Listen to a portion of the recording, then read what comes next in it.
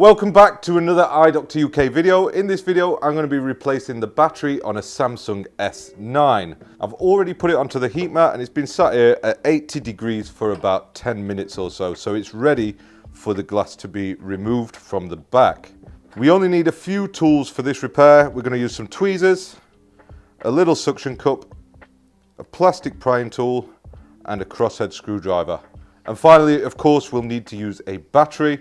We'll be using a genuine one that I bought from Replace Base, and I'll put a link for that in the description below. If you've seen the channel before, you'll know that we use isopropyl alcohol a lot. And to start off, I'm just going to run a bead of alcohol all the way down the edge of the back cover, around all four sides. That's going to soak into the adhesive just to soften it up a little bit and make it easier to remove it.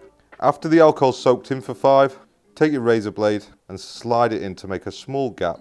And it looks like, in all honesty, this back cover might have been removed before because it's coming off very, very easily. Either that or it's been cooking for long enough that it's just totally softened it up, which I think it might have just been softened up loads. Magic. So yeah, 10 minutes, 80 degrees, it makes it come off easy. Next, take the crosshead screwdriver and remove the 10 crosshead screws, securing down the top half of the plastic cover that protects the logic board and the battery. Samsung screws never come out with the magnet on the screwdriver, so you probably want some tweezers to pull out the screws that are left behind. With those screws removed, we need to disconnect the fingerprint reader, which is just on a connector there. And then we can take the tweezers and remove the plastic cover just like that. Now that we're into the guts of the phone, take some more isopropyl alcohol and just add a few drops to each 4 edges of the battery. And then using the plastic prying tool, disconnect the battery from the logic boards to isolate the power. After you've let it soak for 5 minutes, these batteries should come up quite easily by just inserting the pick down the edge of the battery and then carefully prying upwards. And I mean, this one came out really easy. That just goes to show how important it is to keep it on the heat mat while you're doing the job. It's not going to hurt any of the components inside at 80 degrees. It's not going to hurt the screen. It just makes it really, really easy. It means you can work fast. Now that we've got the battery out, you can see there is some adhesive left behind. Usually you can just rub that away with your thumb or your finger. Did I say thumb or thumb? But while we're talking about thumbs, make sure you give the video a little thumbs up while you're there and subscribe if you're not already. Now I'm just going to soak a clean room wipe in some alcohol and just clean up any left behind adhesive where the new battery is going to sit.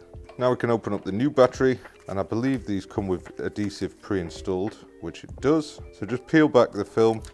You can see that we've got adhesive on there already. And then I always try to connect the battery first to the logic board before placing the battery in, just to make sure that it's lined up nicely. Because what you don't want to be doing is getting the battery stuck down, then not being able to reach the connector up there, or it just being misaligned slightly. Usually these are quite a tight fit anyway, but once that's in, you can just apply some pressure to the battery and it should be all good. So now that we've got the new battery installed, we can reinstall the plastic shield that sits on top of the logic board. Make sure that that clicks into place nicely and that it's sat evenly around the edges. And then take those 10 crosshead screws and reinstall those. Now before you seal this up, you want to just make sure that you've run your eye over it and you've not missed any screws out. There should have been 10 come out and 10 go back in. You don't need to bother with any of these screws on the bottom because that's for the charge port and microphone, so don't worry about that area. The last thing that I need to do is reinstall the fingerprint reader and make sure that's secured into place. And then finally, we just have to stick down the back cover. So when it comes to sticking this back cover on, just make sure that it's free of any dust or dirt, and then start in one corner, place down the back cover, and then apply pressure to re-secure it. Now we just need to boot the device and give it a good clean, and then make sure that it's charging okay. So now the food, the food, mate. Hey, now the food's cooled down a bit. Now we can go and get some f***ing pie and peas and some Nuki Brown like.